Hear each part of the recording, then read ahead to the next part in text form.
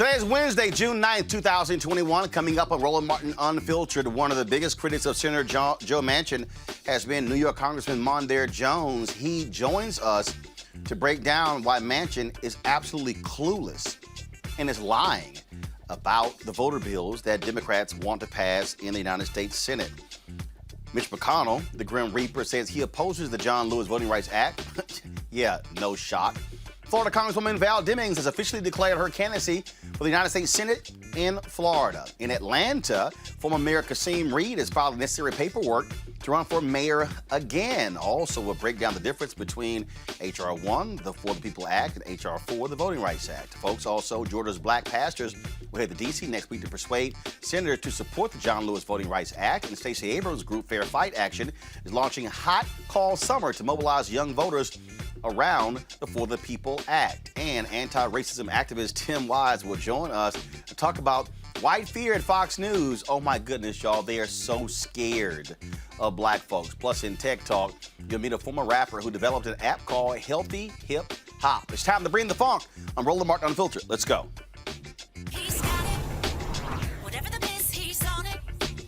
Whatever it is, he's got the scoop, the fact, the find. And when it breaks, he's right on time and it's rolling. Best believe he's knowing. Putting it down from sports to news to politics. With entertainment just for kicks, he's rolling.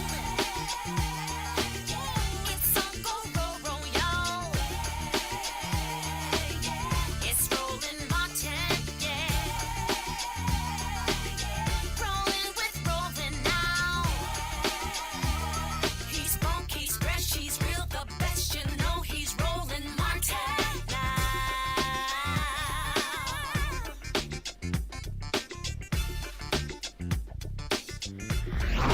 Martin! If you follow my Twitter feed, you'll see that I've been retweeting a lot of tweets from Congressman Mondaire Jones of New York, who has been lighting up West Virginia Senator Joe Manchin over the For the People Act and his opposition to it. He's been laying down the wood. He joins us right now on Roland Martin Unfiltered. Congressman Jones, glad to have you. You have not been silent, and you've been frankly exposing the sheer lunacy of what Manchin is saying. And one of the things you tweeted is, dude, how do you oppose a bill that's 800 pages when you don't even articulate what in hell in the bill you actually oppose? Roland, it's so great to be on this show, and someone's got to do this work, man. I am watching with dismay as our democracy is systematically dismantled, and Democrats actually have the opportunity to do something about it. And here we've got a guy from West Virginia whose vote is required to save our democracy and protect the fundamental right to vote, and we've got to convince a member of our own party to do the right thing. Now, here's what's also strange. I mean, Congressman Julian Castro tweeted this. Kristen Sinema, senator from Arizona, and Joe Manchin were previous co-sponsors of the very bill he says he's going to vote against. What the hell is that about? You know, and even Kirsten Sinema has co-sponsored the For the People Act in this Congress. And so, you know, I guess it's not surprising then that in Joe Manchin's op-ed last Sunday, he did not take issue with any specific provision of the For the People Act. Instead, what he said was it's not bipartisan. Well, here's the thing, and this is obvious to most people, even Republicans, I think, that the right to vote, unfortunately, and specifically the voter suppression that we are seeing enacted in places like Georgia and Florida, is being enacted along partisan lines. So now you want the same people who set the House of Democracy on fire, to use the words of Senator Raphael Warnock, to extinguish that fire? That just does not make sense. And I would love to talk about the difference between the For the People Act and the John Lewis Voting Rights Act. So go ahead and do that. So again, there are two different bills that were passed by the House. The For the People Act, John Lewis Voting Act. Manchin says he'll support the John Lewis Voting Act. Reverend William Barber and others say one without the other is ineffective. So go ahead and explain. That's exactly right. And more specifically, we have not even introduced the John Lewis Voting Rights Act this Congress yet, because we've got to have hearings on it. because, as I'm sure you know, in 2013, what was at the time a 5-4 conservative majority on the Supreme Court gutted the last preclearance provision, which was a regional preclearance provision, saying, you know what, if you have a municipality or a state that has a history of discriminating against people of color and with respect to the right to vote, then if you do anything else moving forward, if you change your way of voting moving forward, you have to get preclearance. We have to sign off on this as a Department of Justice, or you can go to a federal judge to get that done. And so now he wants to pivot to a national preclearance provision, which is even more likely to be struck down by a more conservative 6-3 majority on the Supreme Court than the one that struck down that portion of the Voting Rights Act in the Shelby decision. And then, of course, even if we were to pass the John Lewis Voting Rights Act, it would not apply retroactively to the stuff that we're seeing happen in Georgia and Florida, whereas the For the People Act would undo so much of what has already happened in Georgia and Florida, because one of the key provisions is it would establish early voting periods. It would establish vote by mail standards. It would supersede all of the state level stuff that's being done to suppress the right to vote of people of color and young people and working people. And it would go further. It would enfranchise an additional 50 million people through automatic voter registration. And it would end partisan gerrymandering, which is the process whereby, among other things, Republican-controlled legislatures put all the black people, as many black people as possible, in one district, instead of spreading them throughout different districts, so that they can just have one Democratic district as opposed to multiple Democratic districts, thereby diluting the black vote. And so this is really important stuff for people to know, and it's why there's no substitute for the For the People Act, and it's why we have to get this done. Here's the thing that jumps out at me. He keeps yelling bipartisanship. Fine, Joe. Show me the 10 you're going to bring with you. I keep saying, every time he runs his mouth, he should be challenged. Show me the 10. Who are they? Where are they? This is someone who couldn't get 10 Republican votes for a bipartisan commission to investigate the events of January 6th. And that wouldn't be for his lack of trying. I mean, it's just the case that the modern day Republican Party is not interested in good government. What has happened is the American people have elected Republican senators who are against the government and want to dismantle the government. So it's just not good. It's not a good set of facts or preconditions for people who actually want to help the American people, right? I mean, not a single Republican, as you'll recall, voted for the American Rescue Plan, despite the fact that 80% of the people in this country, a bipartisan number of folks, supported the American Rescue Plan. So we've got to act like we actually have control of government, which we do, and do the right thing and not wait for people who are not interested in giving President Biden any kind of victory, or doing anything that would be perceived by the former president, President Donald Trump, as some kind of slight. So what do we do? If Manchin doesn't support it, Democrats have 50 votes. I don't know a single Republican. He's not going to break the filibuster. And so if he's not going to break the filibuster, Sinema's not going to break the filibuster, we're stuck. Yeah. I've got to believe that Joe Manchin does not want his legacy to be that of the senator who stood in the way of American democracy, to be that of the senator who blocked voting rights at a key moment in our nation's history. And the reason this moment is so key, Roland, is because we're going into a redistricting year where congressional maps are going to be drawn that will impact literally the next decade, right? And these folks are setting themselves up not to certify the presidential election that happens in November 2024, just like they tried to not certify the presidential election from last November, just hours after we nearly died at the Capitol based on that big lie that they were pushing about mass voter fraud. I grew up in the NAACP. I'm a movement guy. I think we've got to keep organizing. I think perhaps as important as anything else, certainly as important as anything else, in fact, if not more so, the President of the United States has to rise to the occasion. I love the idea of passing a major multi-trillion-dollar infrastructure bill. We sure have to do that. But more important than anything right now, especially now that we're on the cusp of crushing the COVID-19 virus, is to secure the right to vote in this country. If for no other reason, this president's agenda depends on it. And so he has to use his bully pulpit. He has to use the stature of his office. he has to use all of the resources available to him to negotiate a deal with a member of his own party to vote for the People Act, because nothing else matters in this moment. And again, we've only got a few months left because states are going to start drawing these congressional maps, and it is going to be a bloodbath for people who care about our democracy and who care about good governance. We will not only lose majorities in the House and the Senate, which means people like Raphael Warnock are unlikely to get reelected, but you're going to have people with control of government who don't care about the truth. Well, the thing I said is this here. Manchin got a little hissy fit when Vice President Kamala Harris was doing interviews in West Virginia. My whole deal is target him.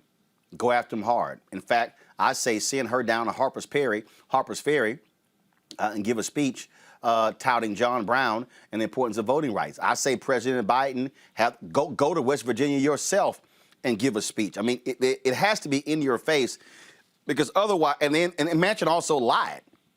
He lied when he said he's voting on behalf of the will of his people. That's an absolute lie. Reverend William Barber tweeted this out earlier today, where he talked about in this what it is. This was a graphic that he posted from the Rachel Maddow show that showed 79% of likely voters in West Virginia support the For the People Act. 79%. So I'm sorry. Who is he talking about when he says he's doing this for the people of West Virginia? You're absolutely right, Roland. And I've seen that data, and I think it was a poll that was commissioned by a group called End Citizens United, which is a good governance group. This is nonsense, this idea that somehow the people of West Virginia are not in support of this. In fact, the bill is so popular that the Koch brothers and their allies were at a conference, and they were secretly recorded, I suppose, and that was published, talking about how the polls show that the bill is so popular, it's really difficult to tank it. Well, I guess now those folks have gotten a hold of Senator Manchin. But we have to continue to persuade him to listen to, well, facts and his better angels. Because I've got to believe that a guy who admires Robert Byrd, he has said that man is his hero, will want to get the full lesson of Robert Byrd, right? Someone who was an avid segregationist and a Klans member who went on to learn the error of his ways and to be an ally to President Biden later in his life, right? I mean, we remember famously him crying on the floor of the Senate, over his, terrible past that he tried to spend the rest of his life making up for. I want Senator Manchin to learn that lesson too, as he reveres Robert Byrd. Well, I also want Manchin, and I'll say this about all these Democrats and Republicans, who, when Congressman John Lewis was alive, they would go down to Selma and they would tout how amazing John Lewis was. Well, if you are unwilling to stand for the very thing that Congressman John Lewis believed in, then you're a lying hypocrite. I think you're absolutely right. And it's why I've just got to believe that this is not what he wants his legacy to be. I'm so tired of black folks and young people and working people being taken for granted by some people in the Democratic Party. They get elected on our backs and then just completely forget about the policies that would actually improve our lives and allow us to live in dignity. I don't have the luxury of conditioning filibuster reform or anything else on so-called bipartisanship. Okay, as a black man in America, for example, my life is directly impacted by police violence, right? And so on and so forth. We can say that about the Equality Act as well. And so it's just crazy to me that people are forgetting the real life implications of not passing the legislation that House Democrats, who have been doing the lion's share of the work in this country to help improve people's lives, have been passing at a breakneck speed.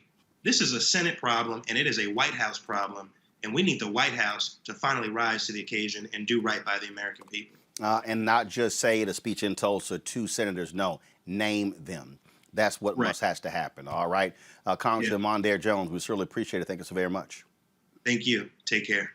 All right, I want to bring in a couple of my panelists right now. We're joined by Scott Bolden, former head of the National Bar Association Political Action Committee. We also have lawyer, crisis manager Monique Presley. Will be joined later by Robert Patillo.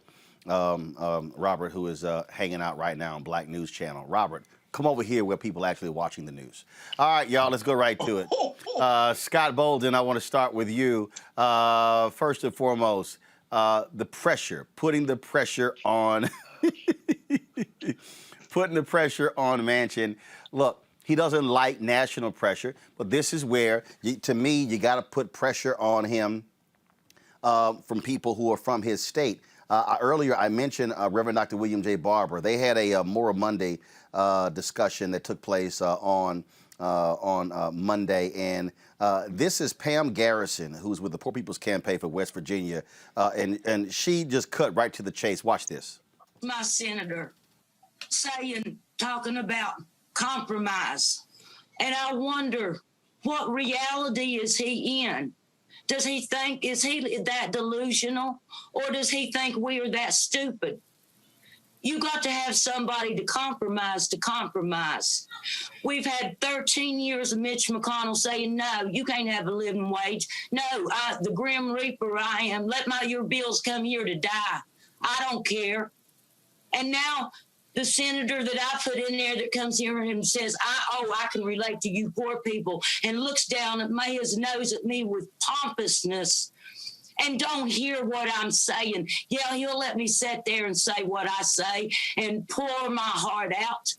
And you know what? He turns right around and does the very opposite of the things that I'm saying is hurting us and hurting our people. He goes and does. We are coming.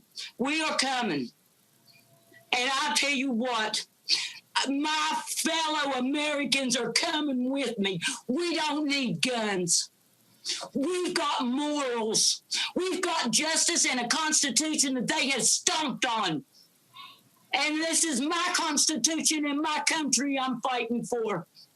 And I want everyone, the news media, every one of my West Virginians, every one of my Americans to know we are in this together, and we're not taking no for an answer, and we're not listening to the lies, the conspiracy theories, and the just downright immoralities anymore. I've got the Lord, and I've got reverence. I've got my people behind me. And we are coming. Poor People's Campaign, we're not political. We're not about different parties, but we are about policies that lift us up and that helps everybody. And how can somebody have that much power in their hands and not use it for good? We can do better. We deserve better. Scott? Yeah, she dropped the mic on that one. But you know, Roland, everything that your prior guestman there said, the Poor People's Campaign representative, that all makes sense. But when you're that illogical, like Senator Manchin is, as a lawyer, I start to think, okay, this is so illogical that this is all lies. This can't be real. I often think, well, what am I missing? Right? What's really going on here? Because we can talk to ad nauseum about how bad it is, but is there something that we're missing? Right? So, for example, Manchin says the White House and Biden has never called him, never put any pressure on him. Why is that? We need this now more than ever. So why is Biden and the White House, if that's true, not going all out and putting pressure on Manchin now versus later? Secondly, that statistic you showed where 80% of West Virginians support For the People Act, that is just completely inconsistent with one vote, one rep, and putting forth efforts and leadership to support your constituents that put you in this place. And so either we're missing something or we need to really go after Biden for not putting pressure on Manchin and the other senator, or we need to figure out what we're missing and what they're up to, whether he's being paid or whether he is privately or substantively really a Republican in Democratic clothing. That's all that's left. Those are the questions, and we need the answers. Well, Monique, the White House doesn't necessarily want to do that because they know they have a tenuous situation, 50-50. They need Manchin for all the criticism. He's still a Democrat. They need his vote to get judges confirmed. Biden focusing on the infrastructure bill as well. But so where does that leave those folks who believe in voting rights? Right. I mean, this situation, where is Olivia Pope is all I can say, because he needs to be handled. I don't know who in the caucuses, in the White House, in big business. I don't know where the pressure points are for this man, but now is the time that they need to be pushed. I saw so many different people, including, I think, Dr. Jason Johnson, who were saying this doesn't have anything to do with the CARES Act. This doesn't have anything to do with voting rights. This doesn't have anything to do with anything except for a power-hungry man with a big head. And I think even, Roland, you posted something along those same lines. I agree. It's just obvious that he is trying to figure out how he can wield all of this power, because there's no principle backing it. It is inconsistent, and it lacks any foundation to stand on. So it's unfortunate, but the Democrats will be blamed for this, and this is governance. Unfortunately, it comes down to, at some points, being so tenuous that we've got one power-hungry, crazy person. I mean, we spent 4 years of an entire presidency dealing with one power-hungry, crazy person, and now we're back at that point again. Voting matters, y'all. And this is where we are until we can get a larger majority. So we've got to do whatever can be done. And I'm open to getting in and trying to help where I can, but this really is like the backroom dealing kind of help that's required here right now. One of the things that we are seeing here, Robert, is that folks understand in terms of what has to happen. They understand pressure has to be brought to bear. On Monday, the Poor People's Campaign, they're going to be having an actual protest there in West Virginia. In Charleston, West Virginia, focused on the third Reconstruction and support voting rights. So they are being very clear in terms of what they're going to do going after Joe Manchin. Well, let's understand, it's not just Joe Manchin. Joe Manchin is taking the heat and the flack because it's politically advantageous for him in a state like West Virginia. Let's remember, there are 1.7 million people in West Virginia. There are about 2.5 million people in Chicago. So he's not going to a large base. In addition to that, there's only about 65,000 black people in West Virginia as a state. So the more you attack Joe Manchin, the more that it's politically advantageous to him. And for many of the other senators, Democratic senators who are against this bill, they understand that if you expand voting rights, they won't be there. That's their concern, that they feel they'll end up getting primaried by progressive candidates, and it's politically disadvantageous to them. So it's more than just Joe Manchin. We need to have firm commitments from the entire caucus, and then find out what Republicans you can peel off, because it will probably be easier to peel off someone like a Susan Collins or a Lisa Murkowski than it would be even someone like Joe Manchin, who is completely intransigent. But here's the problem: you got to get 10. And Manchin says he's going to vote against the For the People Act, which means now you got to get 11. Who are the 11? Okay, fine. Susan Collins, 1. Okay, let's say Romney, 2. Let's say Murkowski, 3. All right. Who are the other 8? Well, I think procedurally the question will be, who could you get to vote to break the filibuster rule on an issue like this? Because you can't do it through reconciliation as you could the infrastructure bill. Who are the 8? Budgetary issue. Who are the 8? But what I'm saying is, if Joe Manchin and Kristen Sinema will not vote to break the filibuster, which you only need 50 votes in order to do, then you have to find 2 Republican senators. That will be a No. Robert, you need 60 to break the filibuster. Sorry, I'm thinking about reconciliation. Sorry, I showed up late. What I'm saying is, you have Romney, you have Collins, you have Murkowski, you have many Republicans who are either not running for re-election or who have challengers. I think you can get there, but I think barking up Joe Manchin's Okay, all right. No, hold on. No. Let's do the math. Okay, so you mentioned 3: Collins, Murkowski, Romney. That's 3. Okay. You got Toomey, who's not running. He ain't gonna support it, but let's just say Toomey. That's 4. Let's say Burr, North Carolina, not running. That's 5. Okay. Portman, that's 5. Portman, Where the camera? That's 5. Portman in Ohio. That's 6. Who are the 4? I'm 4 short. Who are they? Well, I think you also have to look at. And that's a week 4. That's a week 4, but you have to look at Republican senators who are going to have strong primary opponents. Who? No. Give me names. Who? Tim Scott, not one of them. Well, you have to take out people who are going to be running for president in 2024. No, Robert, name them. Rubio's not one of them. Right. Well, I don't know if Rubio's not going to be one of them. Hell no, Rubio not one of them. Ron Johnson not one of them. Rubio's got Val Demings breathing down his throat. So the issue you're going to run into is that you're going to have to find the math, and you're going to have the political will to find the math. The math don't exist. The math don't exist. Well, if the math doesn't exist, what are we talking about? What are we That's the point. Infrastructure. That's the damn point. I don't think the people who turned out in record numbers in November are going to say, look, we couldn't get the math, so we quit early. So I think you're going to have to fight this thing all the way to the walls, because at the end of the day, the right to vote is as positive of every other right on earth. And if you're going to go down the way Trump did on the wall. You tell Trump no, he would have found some damn money somewhere. He looked under the couch because he looked in his bag. He found some damn money. So finding money ain't the same as finding votes.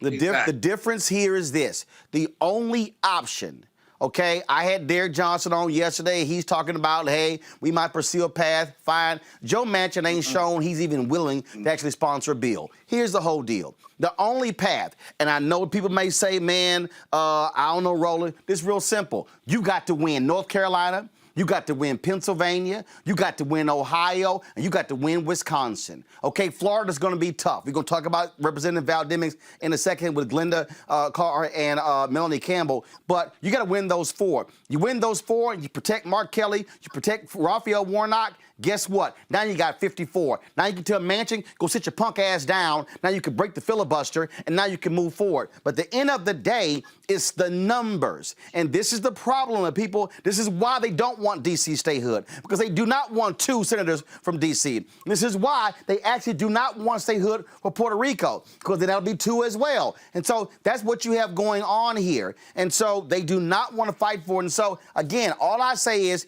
every time someone talks to Manchin, you got to say, okay, Mr. Manchin, you keep talking about bipartisanship. Show me the 10. Show me the 10. Since you want to talk about bipartisanship, fine, Joe, write your own damn bill, and let's see you put it on the floor and see if you can get 10 votes. He ain't going to do it, because you know what? In 8 years, his ass ain't done a damn thing for voting rights. And so right now, Senator Joe Manchin is full of shit.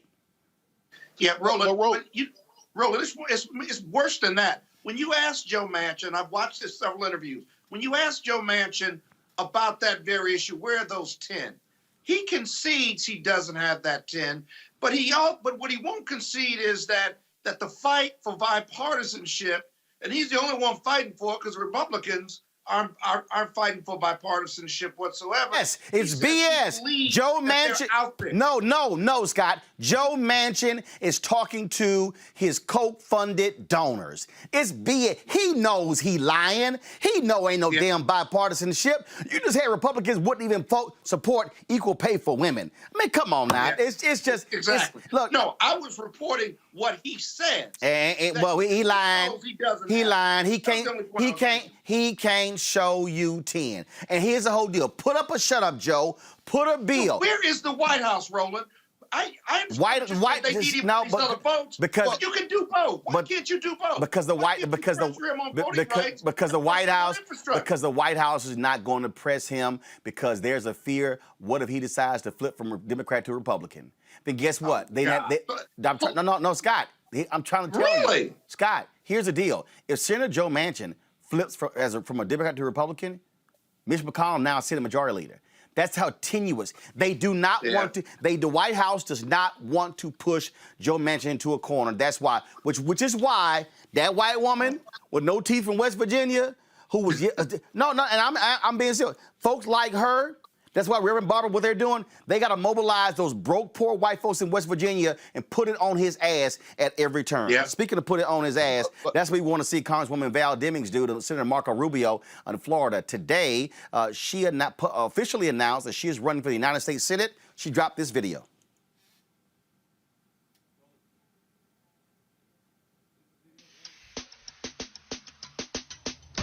People ask me, Val, where do you get your tireless faith that things can always get better?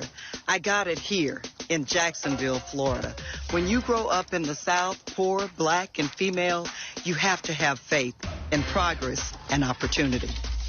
My father was a janitor, and my mother was a maid. She said, Val, never grow tired of doing good. Never tired. Work hard, not just for yourself, but for others. So I went to Orlando to serve as a police officer. Met my husband and #1 partner in crime fighting, Sheriff Jerry Demings. I ended up serving 27 years. I just never got tired of it. Eventually, this working mom worked her way up to chief of police. Orlando's violent crime this year is down. Murders, robberies, aggravated assaults, total violent crime, all lower than a year ago. Under her leadership, there has been the most dramatic decrease in violent crime in the city's history. They said we never lower crime, but I said never tire. And after all that, I still wasn't tired. So I ran for Congress and got back to work. Congresswoman Val Demings, member of the House Homeland Security, Judiciary, and Intelligence Committees. I've never tired of representing Florida, not for one single moment. Val Demings is someone who has taken the oath of office not just in Congress, but to protect and serve. And along the way, we brought law and order to a lawless president. He is an habitual offender committing crimes in progress. Unlike some in Washington, I never tire of standing up for what I believe is right, because no one is above the law. But it turns out there are some in Washington who prefer the same old tired ways of doing business. Too tired to fight the efforts to suppress the people's vote. They fall back to tired talking points and backward solutions. He knows exactly there it is, what the memorized 25-second speech. That's what Washington, D.C. does. My mother told me when someone gives you the opportunity to do something big, do not disappoint them. I'm running for the United States Senate because of 2 simple words. Never tire.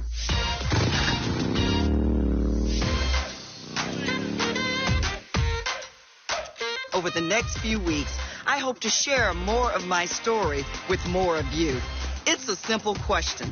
Can my unlikely story of opportunity expand to more Americans and more Floridians?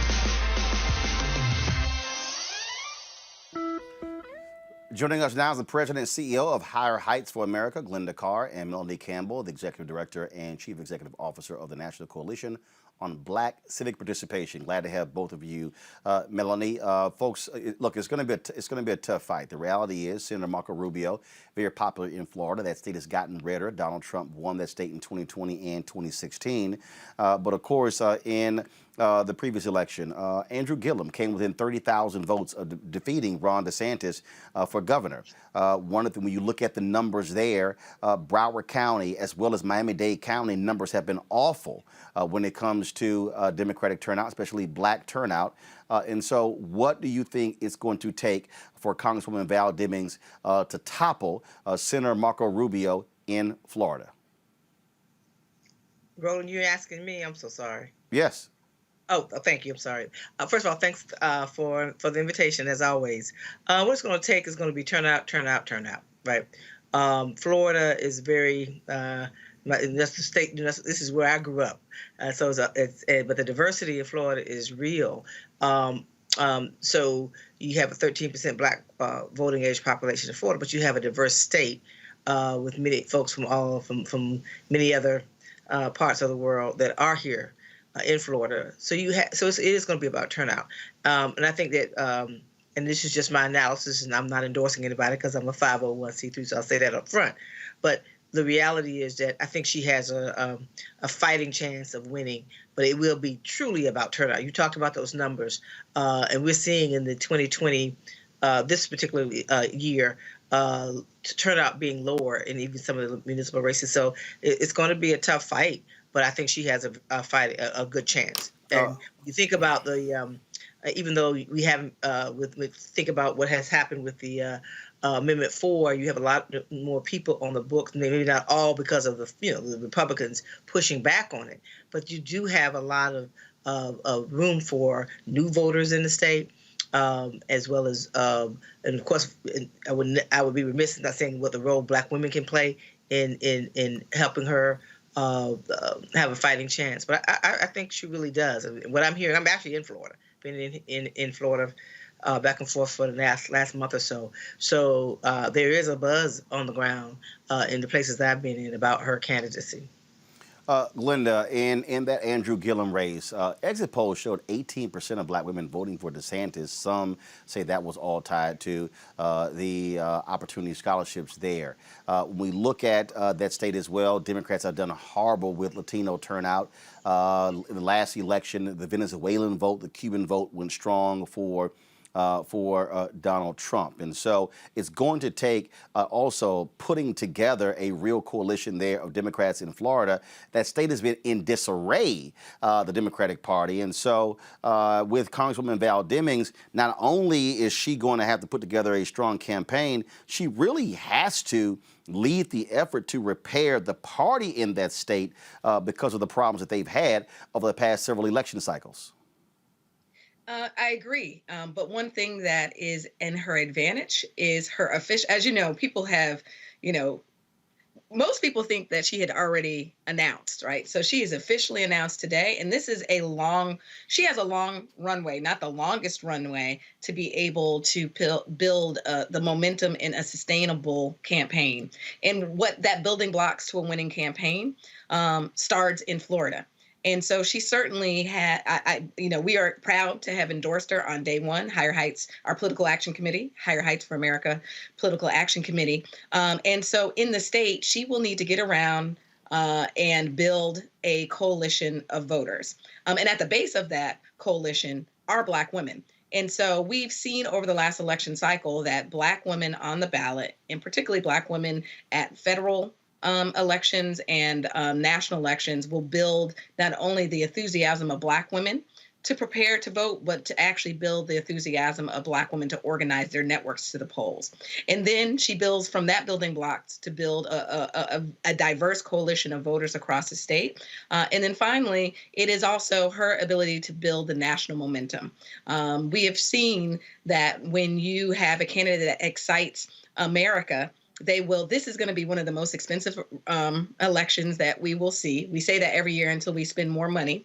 And so she's going to need to raise $100 million. And that money, I think, can be excited by donors across this country. But frankly, going back to the work that we do at Higher Heights, is that we want to galvanize Black women to rally around her. And so she has affiliations, using the building blocks and the lessons learned from Kamala Harris. She's a member of a Black sorority, Melanie sorority, Delta Sigma Theta. And is a member of, she's an active member of her church, an active member of a variety of local and national organizations that don't endorse, but these are powerful individual members that they will see themselves in her candidacy and want to support her and volunteer for her and send those $2, $3, $4. And we're, a year out. So when you start talking about sending, grassroots dollars on a monthly basis, it's going to build the excitement and momentum, not only in the state, but also nationally. Something tells me, Melanie, you and your Deltas, yes, the Deltas cannot as an organization endorse, but individuals can work on campaigns. You said it's going to be ground game, grounding. Look, you can raise all the money you want to, but you got to be able to turn folks out. And so having that long runway Linda spoke about is going to allow her to build the ground apparatus needed to jack those numbers up. When I looked at the analysis of the Gillum campaign, if you look at the top 15 voting counties in Florida, Florida, it took you till the 11th or 12th one before it was blue.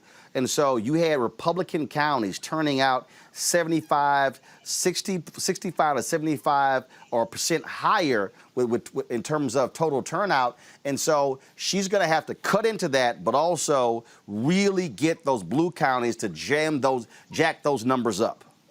Ron, the other thing that people don't know about Florida is it's getting younger. People, you hear Florida is the retirement state.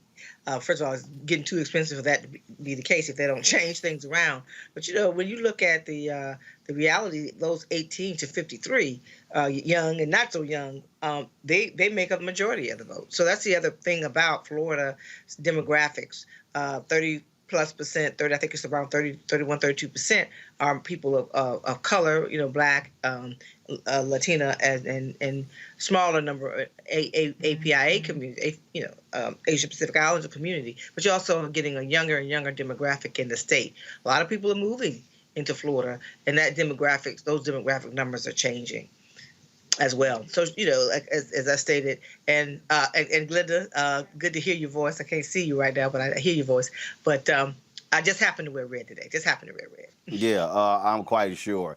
Glenda, when we talk about, again, her candidacy, this is one of those things where on the Democratic side, they probably will say, if you're trying to run against her, we need all y'all to get the hell out of the way so she can focus money and resources on the general election, because Florida also is a weird state in terms of how they have their primaries. Their primaries are like in August, and then you have the general election in November.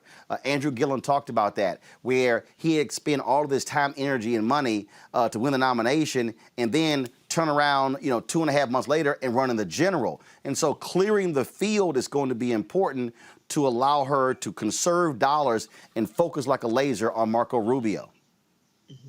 Yeah. Hold on, Melanie. Glenda, then Melanie. Yeah. And so, Congresswoman Val Demings is a well-known, well-liked congressional member who has made an impact since being elected in 2016. And so on the day that she announced today, you had endorsements announced from Higher Heights for America PAC, from Congressional Black Caucus PAC, Collective PAC. And so you're seeing that she is starting to coalesce national organizations, and certainly I'm sure there will be regional and state and local organizations and influencers that are going to coalesce around her. And the more she coalesces, this is a long runway, Roland, right? For a Black woman. Oftentimes, endorsers jump on a Black woman campaign on the last minute. So the more she can build the momentum, there's an opportunity for her to, like you said, either clear the field or at least lighten the field so that she can really concentrate on the November election. She also has a name, a brand name that continues to be to increase. She was a House impeachment manager. And so some people may have not known who Val Demings was before the first impeachment hearing. They know about Val Demings.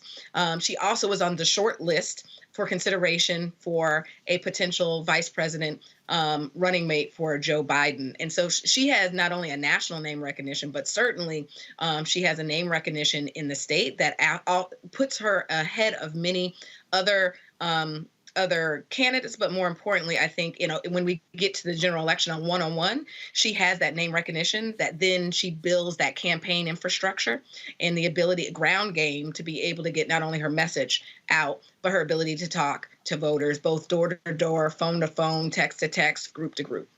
Melanie, go ahead. The only other thing I say is, and there's a governor's race next year, so it's going to be high turnout. And there are also a lot of voting rights challenges in this state as well, with the current governor and legislature trying to do what a lot of other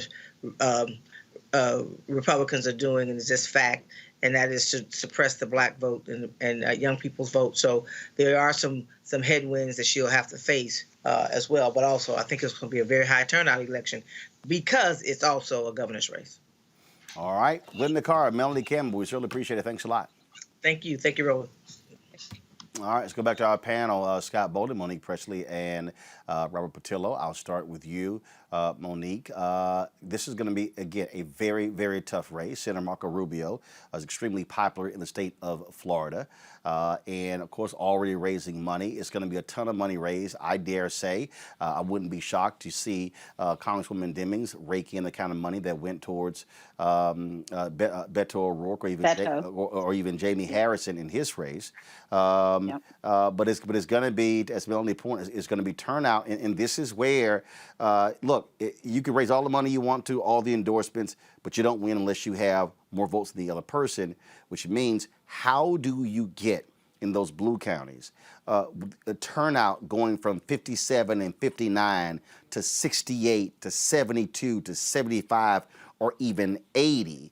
What is she going to have to say to black voters in Florida, to black men in particular, to say in those Haitian voters in Florida as well? I mean, you know, in order for her to win, she's got to have a massive black turnout and also being able to reach other groups. Yes, and I want to be very, very concise because I believe, obviously, that she is a qualified candidate. I am thrilled, win with Black women, that she is running. We've watched the trajectory of her career. We've watched her take on each and every challenge and just crush it. And I agree with what Glenda and Melanie said about her profile, not just local or state, but nationally. But when it comes to what she's going to say, I know she's going to say the right things because she's done the right things. She stands for the right things and she's doing the right things. What I need to happen is for folks in our position nationally to not make her work harder. Okay, so all that Kamala the cop stuff that we had to deal with, that smeared a presidential candidate and then made it hard for a vice presidential candidate, but she overcome it. We shouldn't see any of that here from the Black folks talking heads who say that they are for progress and want for legislation to get passed and want for us to have a continued majority control in the Senate. Watch your mouths. Don't make it harder for Val Demings to talk to her own Floridians, whether they're Haitian, whether they're Black men, or whether they're women, whether they're whomever. Don't make that job harder. She's not running from the fact that she was a top cop. So you can't use it to smear her. If you have issues with her record and you don't live in Florida, I mean, shut up. For real. You also have this, Robert. Sit it out. You also have this, Robert. Republicans have been, of course, they spent $100 million in the last campaign, 2020, focused on defund the police. They probably, if they try that with her, don't be surprised. Don't be surprised if you see this. I want to make it quite clear that this amendment is completely irrelevant. I served as a law enforcement officer for 27 years. It is a tough job, and good police officers deserve your support. You know, it's interesting to see my colleagues on the other side of the aisle support the police when it is politically convenient to do so. Law enforcement officers risk their lives every day. They deserve better, and the American people deserve. I have the floor, Mr. Jordan. Lady has, what? Look, did I strike a nerve? Law enforcement officers deserve better than to be utilized as pawns. And you and your colleagues are ashamed of yourself. The gentlelady will suspend and the clock will be stopped. I want to admonish members. They must not interrupt someone who has the time. Mr. Chairman, can I ask a simply question? Can't shout out. If you think that someone is saying I agree. Mr. Jordan, you don't know what in the heck you're talking about. You know nothing about what law enforcement officers I know about my motive. And you're using them as pawns because it serves ridiculous political purposes. Val, everyone must suspend. I am making the point. No one may shout out when someone else has the time.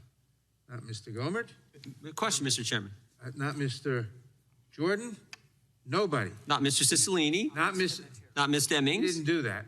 But nobody did. Not Mr. Jordan. Not Miss. No, Mr. nobody. Cicilline. Okay, nobody. I agree with that. But And how do we? Everybody. I have a question. I will simply. There is no question. Question. Nobody may shout out. When you give a speech, Mr. Chairman, about motives and questioning motives, and then our motives are questioned, how do we address that? The rules allow a request words. I have watched them live and die, and you know nothing about that. And to utilize them as political Mr. Chairman, pawns. I have a point of. Robert, they ain't gonna try that soft on law enforcement crap with her. Well, a couple things. One, I think Jim Jordan needs to be worried about what those wrestlers in Ohio are doing and what they're doing with law enforcement there, while he's been running for that for years. Secondarily, even with that, let's remember, in Georgia, where I'm at, they ran against Raphael Warnock, a Baptist minister, as not being Christian enough. So Republicans have no gall. They don't have any, there's no off switch for them. They have their talking points and they have nothing else. They don't care what the objective facts or reality are on the ground. But I do think for Congresswoman Demings, the political fate is going to be inexorably tied to the progress that the Biden administration is going to do. This is why it's so important for Democrats to govern with gumption. You got to put points on the board. You can't run against the boogeyman Trump anymore. You're going to have a legislative agenda that you have passed and that you've gotten done, whether it's through executive action, whether it's through reconciliation, however it needs to get done. Because if you're able to do that, that's how you get those Duval bangers out in Jacksonville to turn out. That's how you get those folks down in Little Haiti to turn out. But when you can show them tangibles that you've done, right? And then I would call him Little Marco, Little Rubio, just like Trump did, and make fun of him. Scott. You know, I think you're right. It's going to be a tough race. They may or may not hang the whole police thing. We can't really control that. We can control our mouths, but we can't control what black men and women say in Florida. I got to tell you, you say it's tough. I just don't think Florida's winnable. And see, Mark Rubio's base of support is in Miami-Dade County. That's a big Democratic stronghold, but he pulls from that. And so you need those votes in Miami-Dade, as you know, to offset the lack of voter turnout in those other 10 to 15 counties so that you have a running lead when you go to those outlying counties, the 11 or 12 talked about. They wouldn't turn out for Andrew Gillum.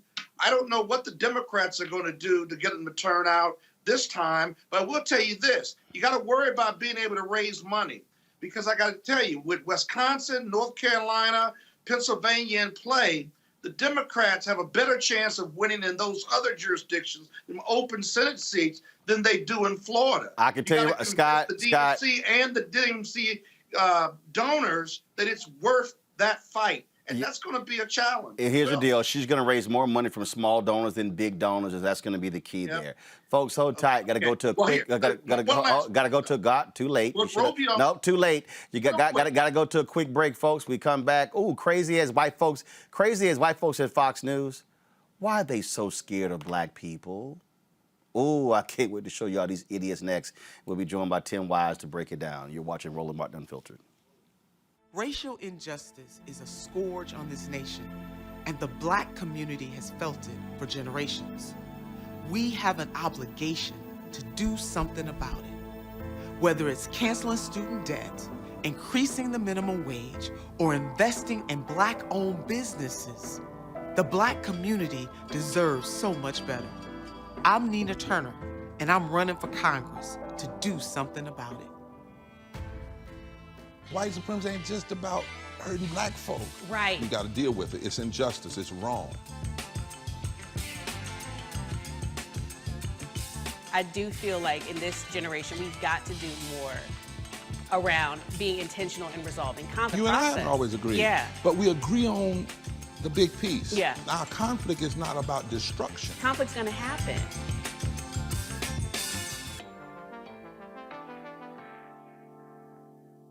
Hi, my name is LaToya Luckett. Yo, it's your man Deion Cole from Blackish, and you're watching Roland Martin Unfiltered. Stay woke. No charcoal grills are allowed. I'm white. I got you, bro. Illegally selling water without a permit on my property. Whoa! Hey! Give me your right. You don't live here. I'm uncomfortable.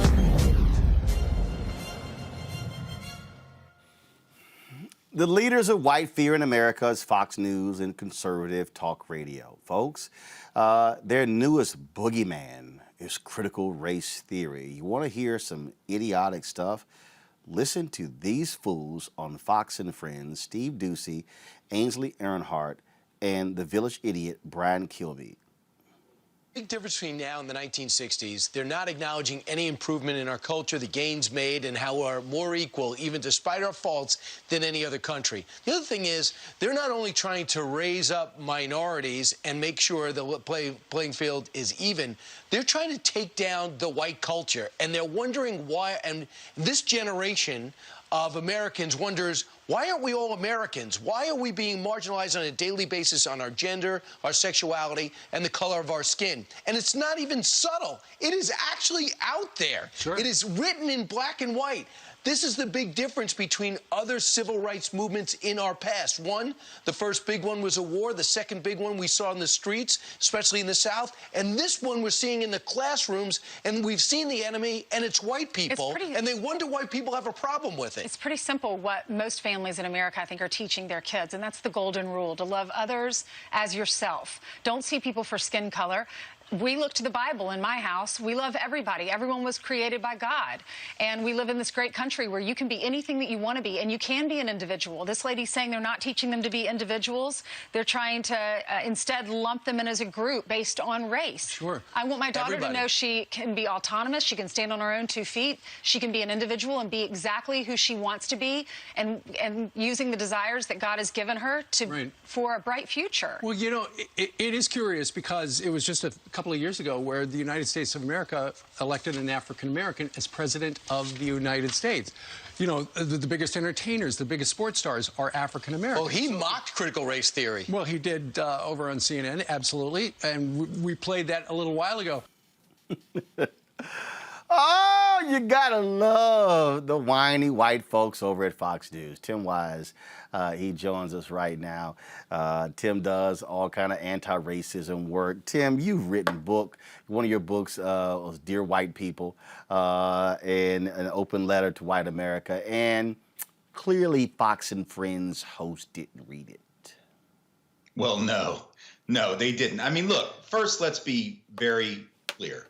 If you were to take Brian Kilmeade, hold him by his ankles over a bridge, and give him 2 or 3 minutes to actually tell you what critical race theory was, or else you were going to drop him, let's just say there'd be one less friend on Fox, right? Because he couldn't define it. And I'm not advocating the killing of Brian Kilmeade. Let's be very clear. I'm just saying none of these people who are critiquing what they call critical race theory could define it. They haven't read Derek Bell. They haven't read Kimberly Crenshaw. They haven't read Richard Delgado. They don't know anything about it. What they are using is that as a boogeyman term to refer to any discussion in school about the history of systemic racism in America and the contemporary reality of ongoing systemic racism. They simply do not want that analysis provided. They don't have a rebuttal to it other than to just say, well, there's no racism because, you know, Obama won. Listen, Benazir Bhutto was elected not once but twice in Pakistan, a woman, but I bet they wouldn't say sexism has been eradicated in Pakistan, right? The fact, and if it were up to white folks, including the ones who watch Fox and Friends, Obama wouldn't have won. White Americans, my people, I've been white a long time. I know my people well. Most white folks were happier with the thought of Sarah Palin maybe becoming president than Barack Obama. So how are you gonna hold up progress when you weren't part of it?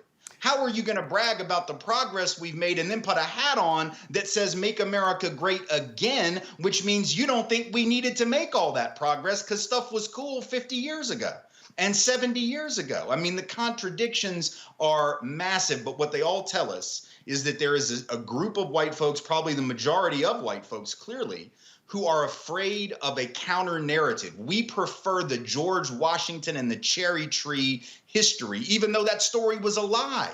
George Washington didn't cut down a cherry tree and run and tell his daddy. George Washington barely knew his daddy. His daddy died when George was young. That's all a made-up story. But we prefer that to the truth, which was what? George Washington was a particularly vicious enslaver of other human beings who, when they made the mistake of running away from Mount Vernon, had them tracked down on pain of death and took bounties out on them. That's who he was. Now, if you don't want me to say that because that's unpatriotic, your problem is not with political correctness, it's with historical accuracy. And white folks, for years, we've been able to ignore the truth. Now, the culture, the demographics are such that we're having to confront the things we've tried to deny. And for some folks, it's too painful to look at. Well, if it's painful to look at, imagine how much more painful it's been to live. And that's what black and brown folks have had to do. Well, and what you're dealing with here, Tim, you're dealing with, and let's just be clear, the basis of Fox News that Roger Ailes put in place was to push the racial fears of white viewers, older white viewers. Fox News has always, I love it when they love talking about the new Black Panthers. And the media, they talked about the new Black Panthers more than anybody else, and then criticize the media for covering the new Black Panthers. It was Bill O'Reilly who attacked Ludacris when he had his Pepsi deal. It's always been that. And so what you're dealing with now, what critical race theory is, and here's a photo here. Amna Nawaz of PBS covered this. This is a Loudoun County School Board meeting, and all these white folks turned out. 121 people signed up. And what was hilarious is that the superintendent said, we don't teach critical race theory in any of our schools. But these dumbasses who watch Laura Ingraham, who watch Sean Hannity, who watch Tucker Carlson, and now it's like critical race theory is now the banner, put everything that's racial in under that, critical race theory, and they have no idea what they cannot stand. And Brian Kilmeade said it. They do not like the fact that black people, Latino people, and Asian people, we now get to have an opinion about what it means to be an American. Right, and have the ability to be heard and to have that opinion represented. You know, for years, that's the thing. If you've had hegemonic dominance of the culture, pluralism feels like oppression. Right. And all it is sharing space. All it is saying, listen, we're going to have a bunch of perspectives offered that have been silenced before. That doesn't oppress you. That doesn't marginalize you. If you'd open your mind and your heart a little, it might enrich you. But instead, these folks, I mean, just to give you an idea of how absurd, and I know you know this, in Idaho, there's a lawmaker who got up and gave a talk a couple of weeks ago attacking critical race theory, complaining about the teaching of, get this, not Derek Bell, not Kimberly Crenshaw, not Richard Delgado, To Kill a Mockingbird, Harper Lee. That is like a staple of the American literary canon. And by the way, it's a white savior narrative, and they still didn't like it. Like Atticus Finch is the white dude who comes in to save the black guy, and I won't give away the ending as to whether it works or not in case folk haven't read the book. But I mean, if you can't even accept To Kill a Mockingbird, which is about racism in 1934 Alabama, I think is the year, then and they couldn't, this person got up and said, they're teaching our children that black people have been oppressed. Well, if you can't even accept the idea that black people were oppressed 90 years ago in Alabama, how the hell did you get to 8th grade to the point where they asked you to even read that book? But that's where we're at, because we're so used to being able to silence black people, to silence brown folks, to not have to consider their view, or maybe just sprinkle their view a little bit, season up the dominant narrative with some views from the outside. But the fact that other folks are saying, no, we're going to actually teach our view right there in the middle. We're going to have the 1619 Project reimagine the actual founding and the origins of the country. That's not displacing the dominant narrative. It's saying you got to consider this perspective also. But if you've never had to do that, that feels like the end of the world. It is the definition of fragility. It is the definition of snowflake behavior, which I should point out are also white. And I don't think that's a coincidence. And the reason we're talking about this here, because look, our folks need to understand anything deemed racial, they're going to attack. I'm writing a book on this very thing that's going to come out next year called White Fear, the Browning of America is making white folks lose their minds. I mean, that's literally and that's what's going on here. Donald Trump His entire presidency was based upon that. He was pushing the racial buttons and all of this. And there's no coincidence. Tim, they need this to stoke white fear for next year's election. This is not by accident. They need white people to be upset and bothered. Here they come. They're marching. The migrants are coming here to kill us and take our jobs. The black people, now they're teaching our kids. No, you can't teach our kids about systemic racism and Ainsley Earnhardt, because in our house, we love the Lord and it's all about God. But Ainsley, I bet your church is damn near all white. Oh, yeah. Oh, yeah. Well, all the enslavers said they were Christians. I mean, what does that have to do with anything? You know, the Golden Rule has been around a really long time. I'm pretty sure that the folks that ran the plantations had heard of that one. You know, and yet oppression still was the norm. So, folks, you know, we've always said, oh, treat the Declaration of Independence. I mean, Thomas Jefferson said all men are created equal, but he owned a couple hundred folks when he wrote that. So he clearly didn't mean it. So the question is, are we gonna just remember the fictional, hagiographic, rah-rah cheerleader version of American history? Or are we going to be honest that the country has been one foundationally built on a contradiction? The promise of democracy, but the reality of oppression, the reality of democracy only for a few and marginalization for the rest. And if you can't deal with that, right, then what you're showing is that this country, and especially its white population, is less emotionally mature than folks all around the world who have done a far better job at confronting their history. The Germans have done a better job. The South Africans post-apartheid have done a better job. The Rwandans after the genocide have confronted that history. And here we are a couple hundred years later, and we're still so consumed with the need to be the greatest country ever struck off from the forehead of God Almighty that we're not willing to look at the real damage that we've done, which means that we can't move forward. If you can't confront that pain and that past, you cannot move into the future a proud and confident nation and a pluralistic democracy. And that's what's at stake. This isn't just an academic discussion. And Tim, I wonder how many of those white folks showing up at the Loudoun County School Board meeting, I wonder how many of them said, take those Confederate statues down. I wonder how many of them said, I'm not going to vote for a party that supports Confederate monuments, that supports these things. You see the idiots who got busted in Texas who were trying to who didn't even know what the hell was in the bill, got thoroughly embarrassed on the floor, and then they, of course, lost. You know, what we're dealing with here is, and I keep telling people, I kept telling everybody, this was not about Trump. This was about 2043. This is what's going to be happening, not over the next 22 years. By the time we get 2043, we have a nation majority of people of color. This is going to be a 100-year battle because white America has been defined through the prism of whiteness. They have determined the beauty standards, the historical standards. They have determined everything, and what is killing them is, damn, now more of them are on television hosting shows. More of them are in corporate America. More of them are teachers. We now have to put up with them having an opinion. Right. Well, you saw this story the other day out of Ohio, Memorial Day thing, right? A 77-year-old retired lieutenant colonel who's white, who just simply said, here's the history of Memorial Day. Turn his mic. Turn his mic. We are not going to hear that. He is not talking about Hudson, Ohio veterans. Turn his mic off. And he was like, it's just the actual history. Right.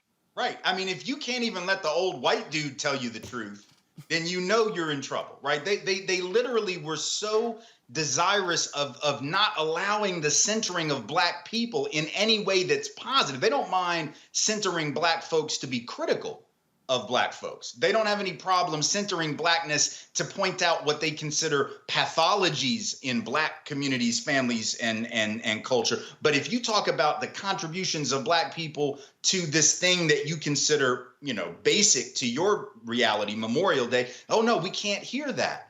So what that says is you hit it on the head, that America is a de facto white nationalist colony and always has been. And the fact that folks now are saying we have to confront and look at that is uncomfortable for them. They deny the foundations of the country, and they say that to point them out is anti-white.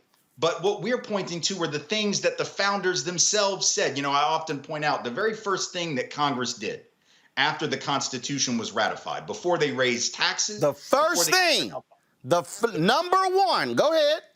The first thing they did after the Constitution was ratified, first order of business, the Naturalization Act of 1790. What was that? It said all free white persons and only free white persons could be citizens of this country. So they were basically saying the most important thing we can do, we're not even going to congratulate ourselves on the Constitution. We're not going to get the Army situation figured out, raise money for, no, we have to let you know this is a white country. They said it.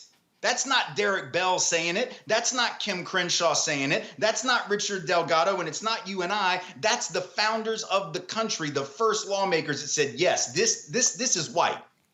And so if that's what your country's been for hundreds of years, and folks actually say, no, really, it was never a white nation. Y'all just thought it was, and you ran it like it was, then that becomes the source of division. And so these folks can say, you're the ones creating the division by bringing this up, but the division is in the Naturalization Act of 1790. The division was in the colonial creation of the concept of whiteness, which didn't exist in Europe before quote unquote white people came here. That's something that was created here. You cannot blame the pushback for the division, because the pushback was in response to the original division. That's what white supremacy is. Tim, go to my computer, the American Legion Department of Ohio, just to show what happens when you act stupid. They've invited that retired lieutenant colonel to give the same speech next week at their Buckeye Boys State, an annual gathering that teaches young men about government. See what happens? Very few people were actually at that Hudson, Ohio Memorial Day event. These idiots are so stupid. They actually made it bigger by turning off his microphone. I got to ask you this, which is last question for you. We've had Jane Elliott on the show, and she's always great. What needs to be happening in white America? Are we seeing more Jane Elliott's, more Tim Wise's? What should be the and I got white folks who watch this show. They emailed me, and I appreciate it. I had a white woman who emailed me the other day. She said she's learned more about black folks and about the actual history of America watching our show than she's ever had in her life, and she thanked me for doing this show. What should be happening in white America, in white churches? What should be happening in white households, white fraternities, the discussions that should be happening? What do you want to say to them? Well, I mean, look, I guess the thing I would say is to white folks, do you feel a helplessness around this conversation, an inability to engage? You get anxiety when issues of race come up. The reason for that is lack of practice learning about, talking about, and thinking about these issues. If you don't like the discomfort created by the conversation, which I get, like if we had a conversation about calculus, I would be very uncomfortable because I never studied it and I don't understand it.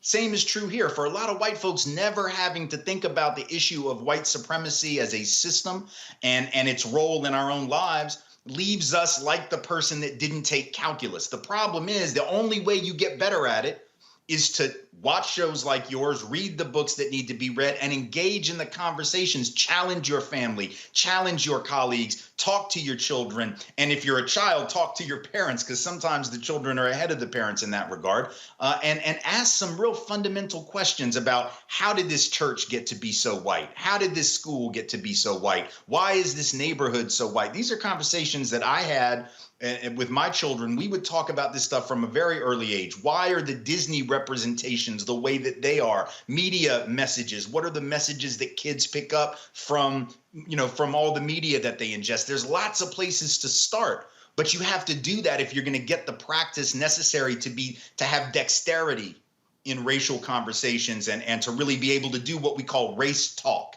Right, which is a kind of language. Because if you understand race talk, you wouldn't get upset when folks say white supremacy as a system. You wouldn't do the Brian Kilmeade, they're trying to destroy white culture. Well, why do you identify with white supremacy? We were just talking about white supremacy. We didn't say Brian Kilmeade. We didn't say anything about you, Brian. Why are you getting defensive? Well, because you don't understand race talk. If you actually had been around black and brown folks talking about race, you would realize it's not personal. This is business, right? This is not personal. It's not an attack on you. It's an attack on a system of thinking, a system of institutional reality. That's what we're trying to change. This is not about good people over here and bad people over here. Most folks are pretty good folks. But if you're a good person caught up in a bad system, you'll recreate the damage of that bad system. And what you're saying is not just to conservatives, because there are progressives, there are liberals, there are Democrats who do the exact same thing. And they go, but no, I support the NAACP and the UNCF. No. But your whiteness also is peeking out from under the sheet too. Absolutely. Yeah. 100%. Tim Wise, we appreciate it, man. Always a pleasure having you on the show. Thank you. Thanks for having me. Go to my panel here. As a matter of fact, all three of my panel, Fox News loves to call y'all. They don't call Roland. Scott, Monique, and Robert Patillo. I see y'all showing up. And the reality is here. Fox News is the leading voice of white nationalism and white supremacy in America. This is their calling card. When you watch the crap that's spewing out of Tucker Carlson's mouth every night, is white nationalism. Laura Ingraham, same thing as well. And so, but they have their entire, and their whole deal. They're talking to older white people. Their entire ecosystem is built around, oh my God, they're coming after the white people. Monique, I'll start with you. Absolutely. And the host in the clip that we watched, he was just saying what people are thinking. There wasn't anything, at least from my hearing, particularly provocative or surprising about that assessment. And I talk to people all the time who watch those shows and who at least now know enough to send me a clip and say, Monique, is this true? What do you think about? Because someone told me to, and they'll say something like, somebody told them, listen to Candace Owens. She's a really great person and she's Black and you need to hear her thoughts on all of this BLM foolishness, or listen to so-and-so, they have, and they have been watching Fox for so long, really when it wasn't the entire cesspool that it is now, that they rely on it, and it's the only place that they get their information. And so it is, everything that Tim said is spot on. I can't add anything to it. We are in a position right now where they believe that they are being attacked when all other people are trying to do is live and share space and breathe. And that is set up as an attack. Historically, it's being passed down through generations in families who are used to being in a position of power, even poor and broke, in a position of power, being better than. And to share space, to share air, to share breath, to share money, to share opportunities is seen as something that has to be avoided at all costs. And we see that from the Senate to the barrio. Robert, what is happening here, and the reason we're talking about this, and it's important that we do talk about it, because our folks need to understand this constant attack on woke corporations. I was watching, earlier, I saw Ron DeSantis, who was whining and complaining about corporations who have been involved against a lot of these issues out here. And he's like, these woke companies, and what's wrong with them, and how dare they stand up to us. And see, again, what they're mad about, they're mad that we're now flexing our muscle. Listen to this. some Republican governors are hesitant to sign legislation like you did? I think it's just corporate pressure. I think the corporations have gotten very woke. They tend to genuflect for whatever the most recent left-wing cause is because they just don't like getting the blowback. They don't want to be the subject of a social media mob or things like that. And so I think that they've taken that posture, but you can't let them, like some woke corporation, you're going to turn. See, here's why I think that's utterly hilarious. Because I recall when conservatives boycotted Disney over gays.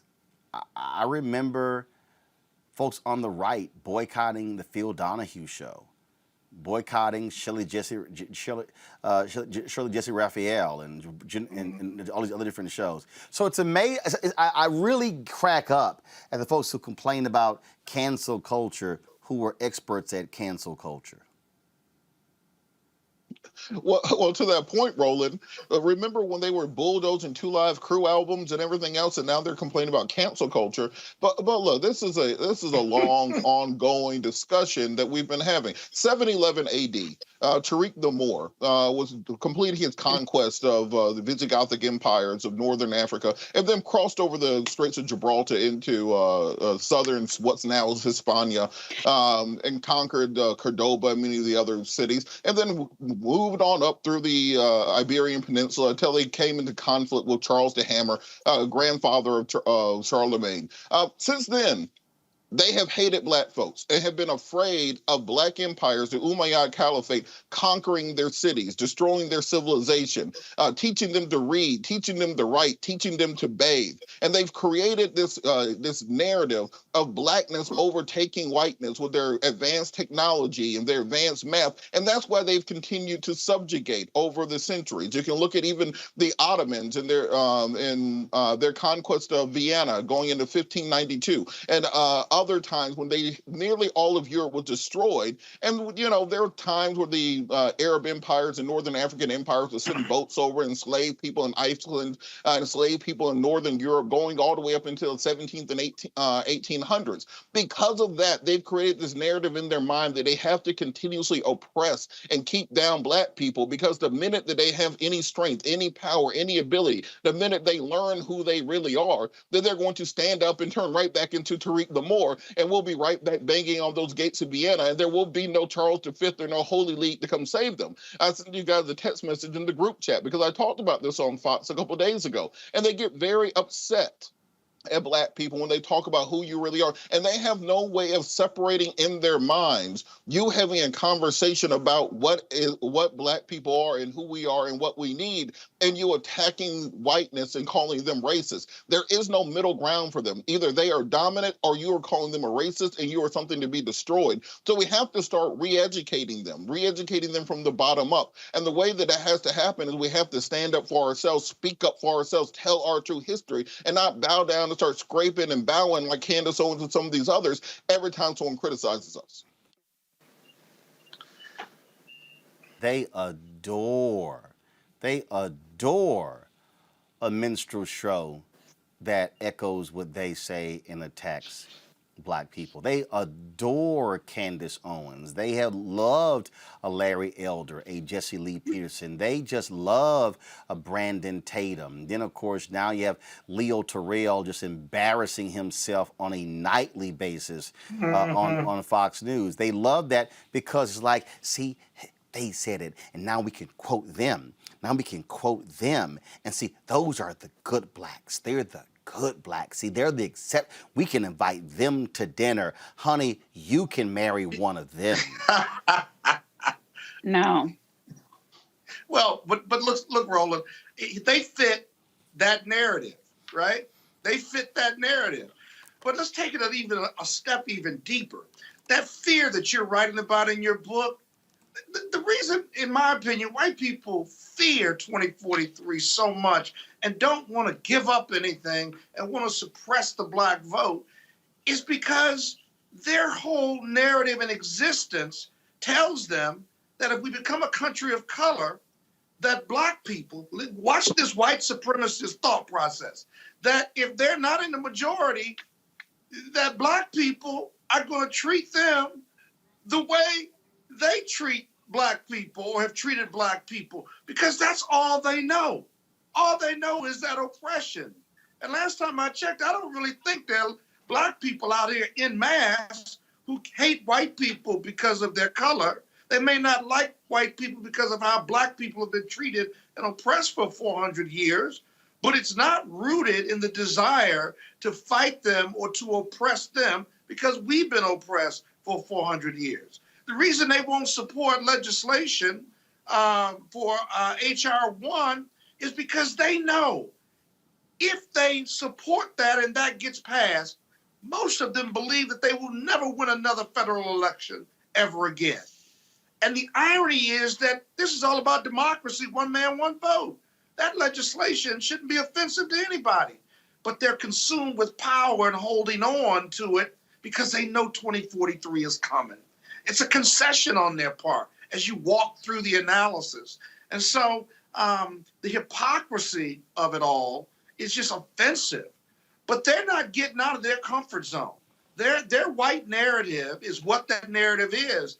And Tim Wise was just outstanding on the show. You ought to have him back more, because if you don't know race talk, then you're ignorant, right? You're ignorant. Monique, well, why are you laughing? Yeah. Scott never fails to tell you what the hell to do on your show. He is hilarious. Oh, but anyway, let me go on. Let me just finish what's rolling. Yeah. You ought to have him back on more. That white people really believe that expanding the power base, expanding America is a bad thing because they're losing something that they never earned. They never earned it. But they think their white privilege, which drives their narrative, they think they earned that because they've been told that for 400 plus years. And so you have on your show who you want to have on. I was just suggesting it because he's just such a powerful speaker. Look, Roland, I think it's important. Of course, I'm gonna have on who the hell I want to have on. Robert, go ahead. Well, I'll give that. Robert, go ahead. What we view and what is expressed as hatred is actually fear. There's not that they hate black people, they fear black people. Prior to the Anglo-Saxon conquest of Britain, they were dominated by the Romans for hundreds of years, and most of that math and technology and architecture is stuff that they got from the black and the Arab world. You had Roman emperors, so on and so forth. When the white people rediscovered what the black Romans had built hundreds of years later, they thought it was built by giants because they could not understand the technology, they could not understand the mathematics that were used. When you're built, we give credit to Pythagorean theorem when we were using the Pythagorean theorem in Africa thousands of years ago. So they fear what a fully actualized black man can be in this country, and every bit of them is about suppressing knowledge, suppressing education, keeping those books closed. There's a reason they ain't want slaves reading, because they were afraid of what would happen when we have knowledge of ourselves. And that's why, folks, we use this opportunity with our Crazy As by People segment to show you this. This is the idiotic congresswoman from Arizona, Lauren Boebert, trying to question the sister, the acting White House budget director, Shalonda Young, and asking her about Joe Biden's request when it comes to the wall. If y'all want to see what black intellect and patience looks like with a clueless white woman, press play. I think the one question I have for you, Director, and most Americans have for this president and this administration is just how long will you be ceding the southern border to the cartels? I'd like to remind everyone who cares about where the border funding came from last administration. We are returning the billions of dollars that were taken from our men and women and troops in uniform for the southern border work. So this administration is returning Department of Defense money that bipartisan members decried as taking reclaiming away from my critical time. projects. Excuse me, reclaiming my time. We're not talking about the funding that was taken away right now, and we are currently paying contractors to not build. I asked you, how long will you be ceding the southern border to the cartels? That is my question to you, Director. Well, given the bipartisan concern from the stealing from DOD, I thought it was important to highlight that and also highlight that we are moving away from an unsustainable border wall that has not worked to technology, as you pointed out. To reclaiming my time. Reclaiming my time. I need you to answer the question that I'm asking you. This is my time. How long will you be ceding our southern border to the cartels? That's not a question with an assumption in which I'm going to assume. So we can certainly talk about the reassessment. Our time is up. Thank you very much, Director.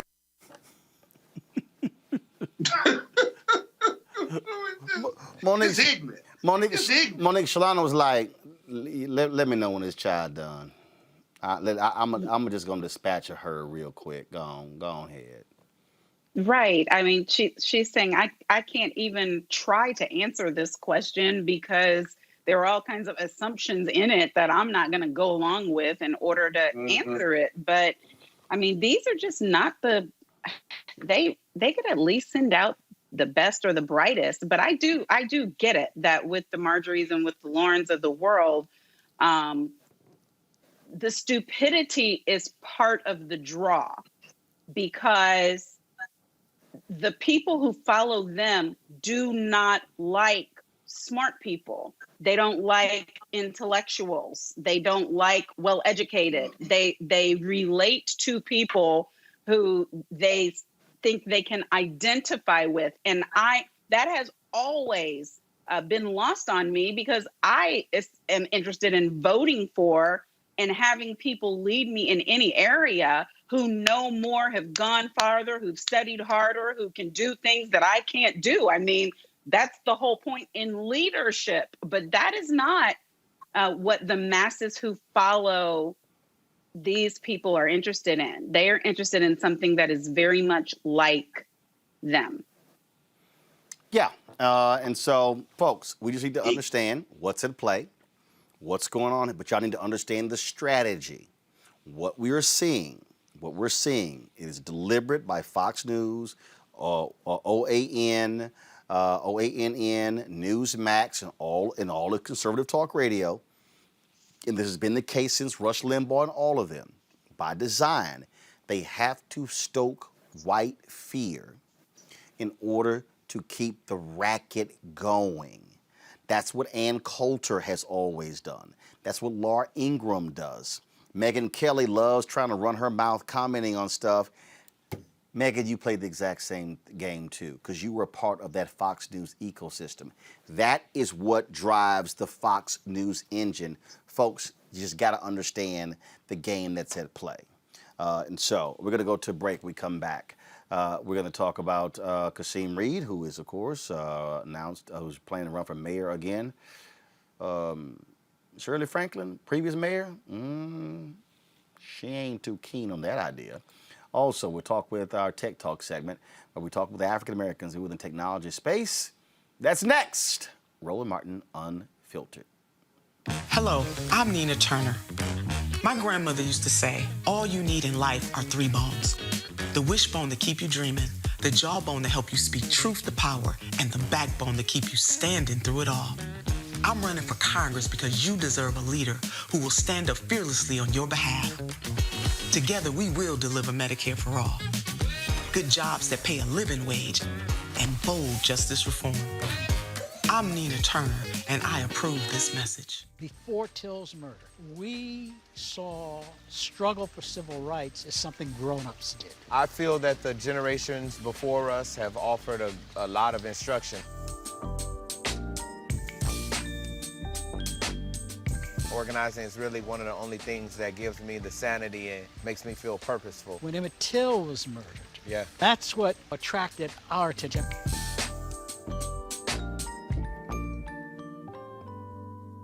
Hi, my name is LaToya Luckett. Yo, it's your man Deion Cole from Blackish, and you're watching Roland Martin Unfiltered. Stay woke.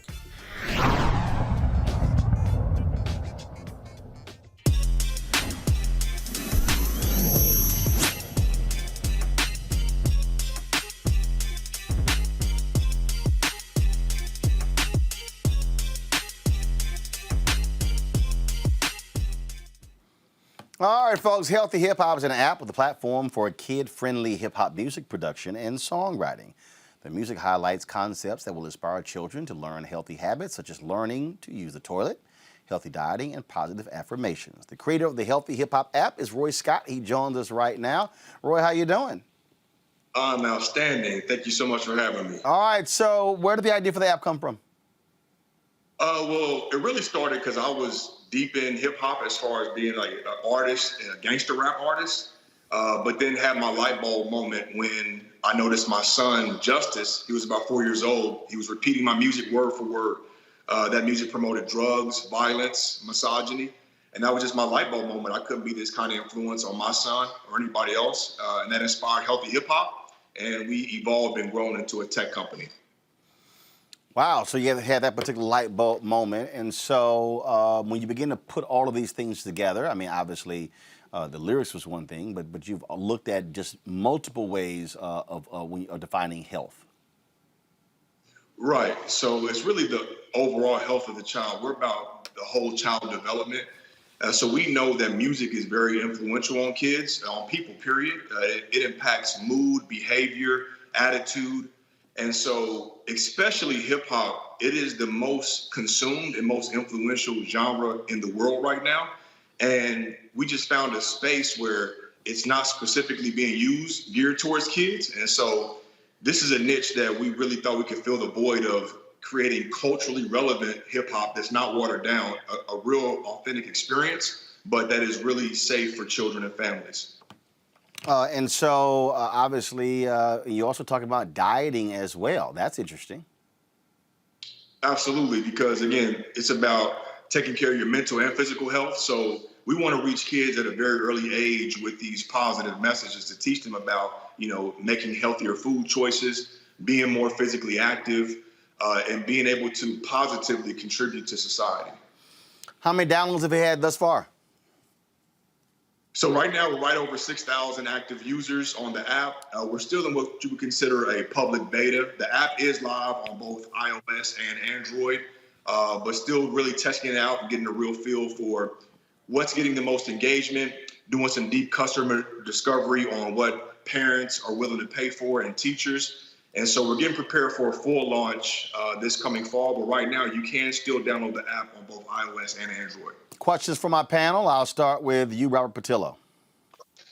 When it comes to this generation, this is the tech generation. They grow up with an iPhone in their hand from 2 or 3 years old and a tablet shortly thereafter.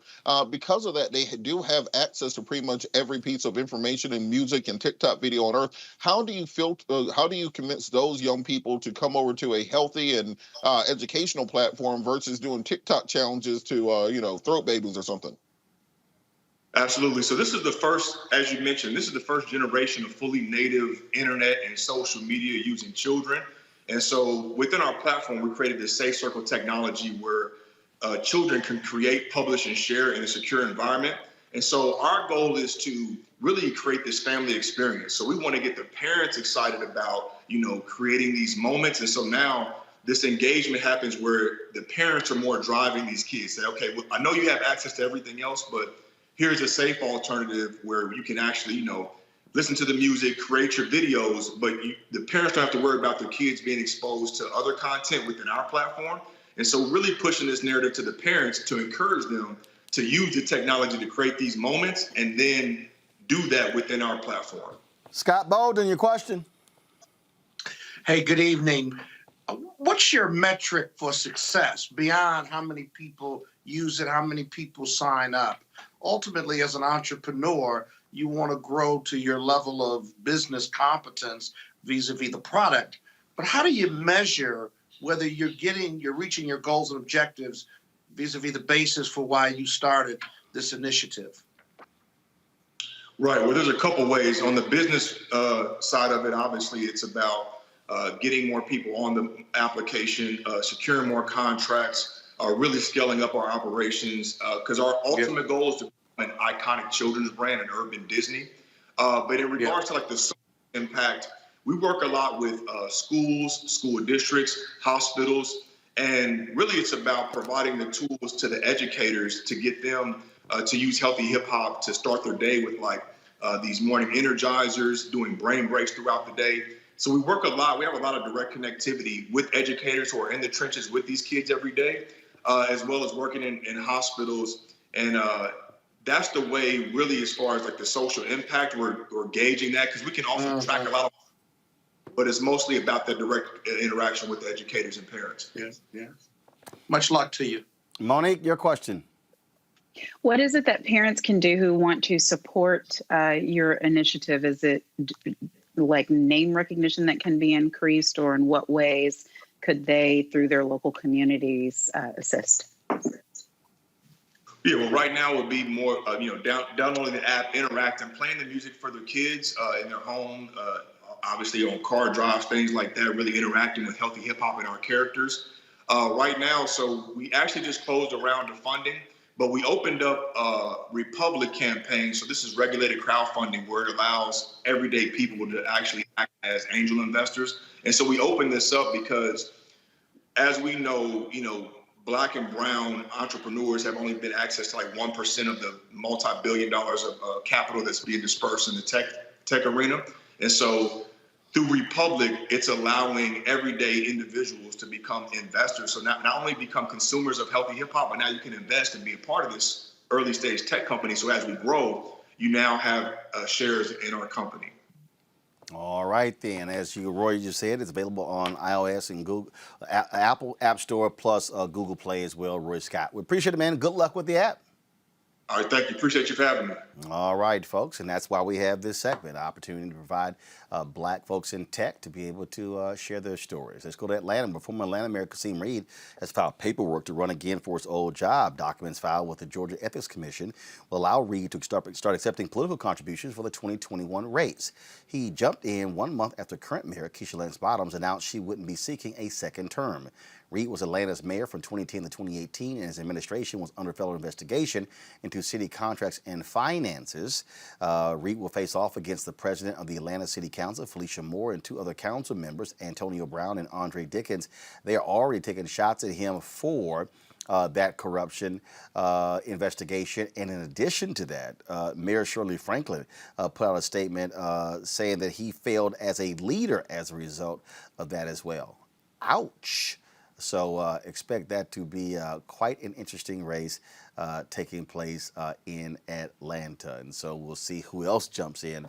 Like I say, a lot of folks are going to be jumping into that particular race. All right, folks, let's go to another story here, and that is in Atlanta. The family of an 8-year-old Black girl who was killed last year during protests for Rayshard Brooks filed a lawsuit against the city.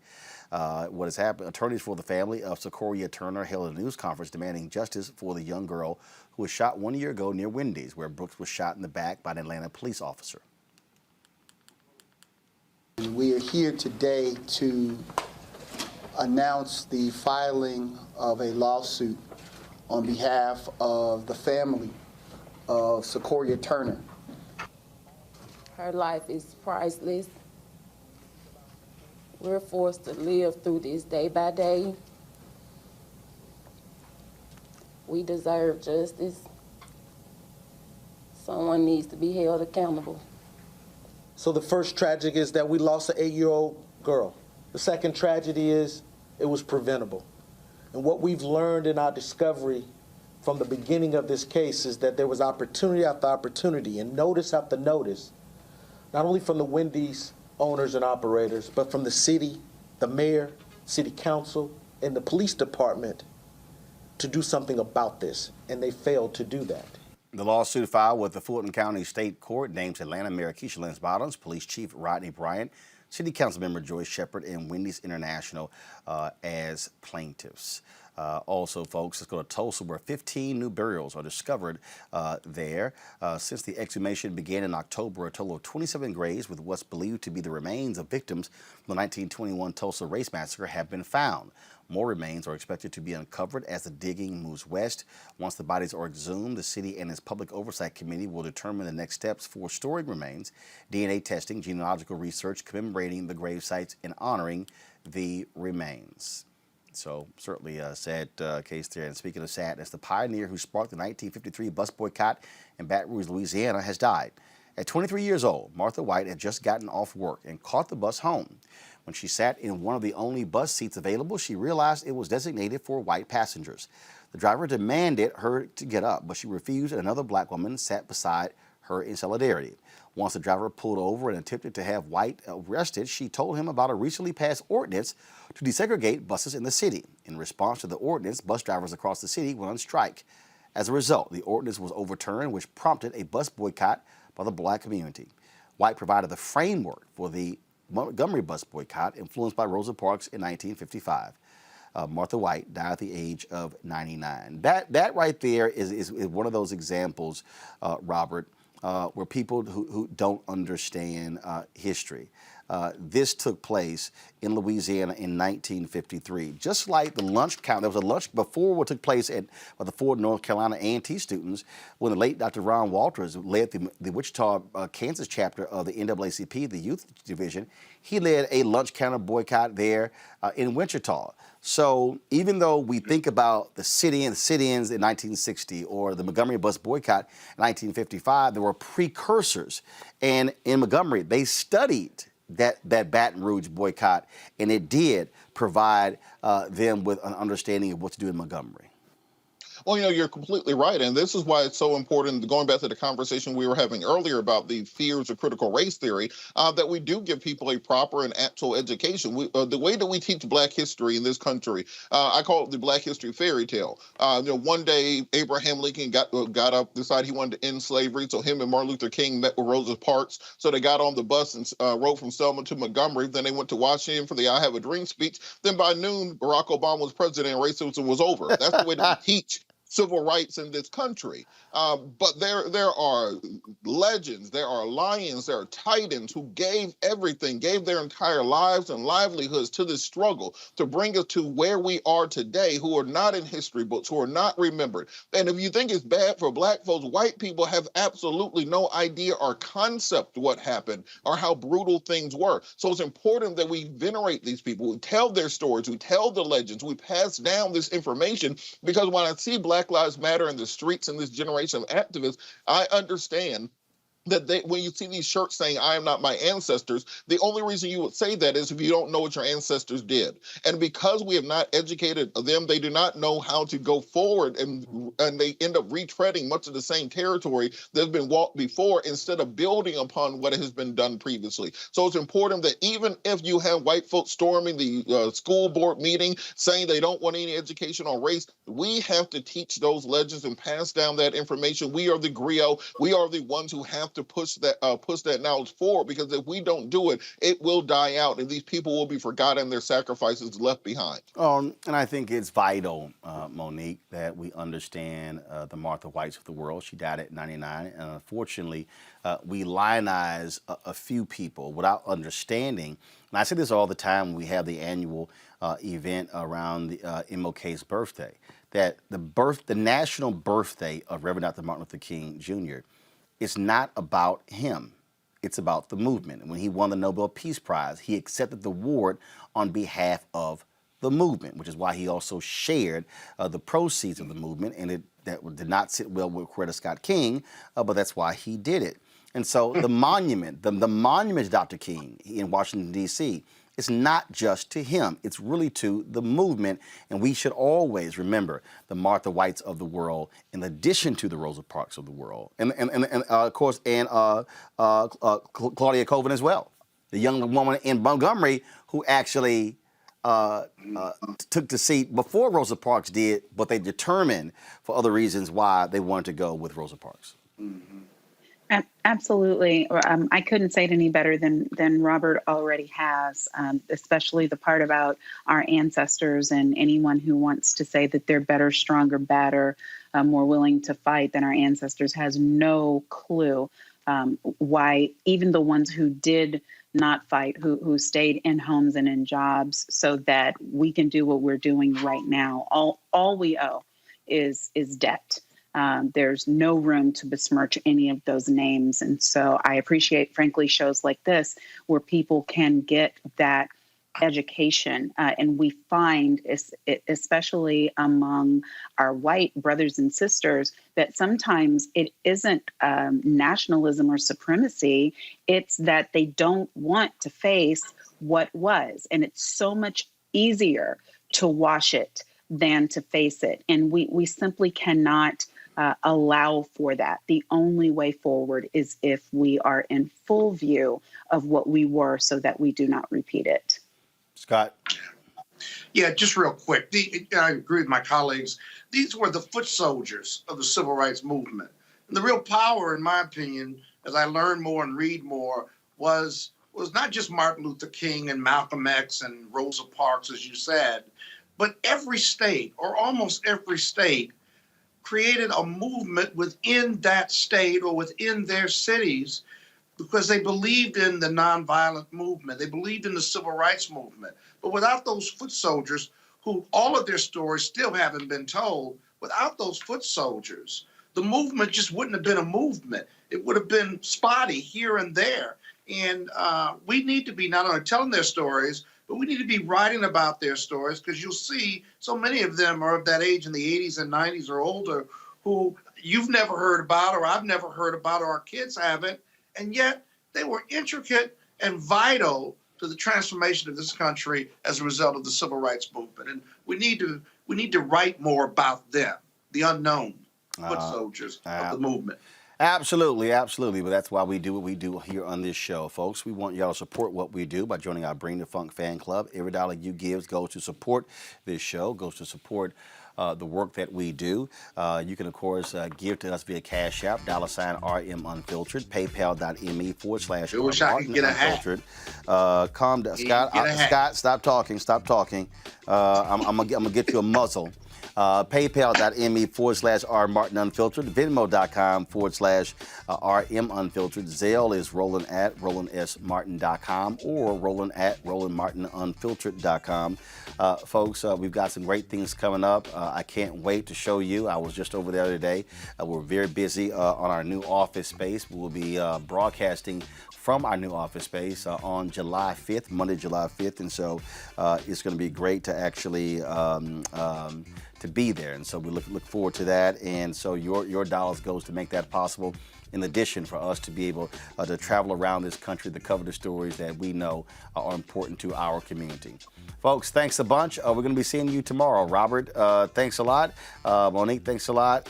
And I guess, Scott, thank you very much as well. You going to thank me too? All right now, my man, my brother. Thank you, Roland. You love me. You just have a hard time showing it. I'm going to... that's what I just figured. You know what? I'm just going to rescind that. So, Monique and Robert, thank you so much for joining us today on Roland Martin Unfiltered. Folks, I'll see y'all tomorrow. Holla!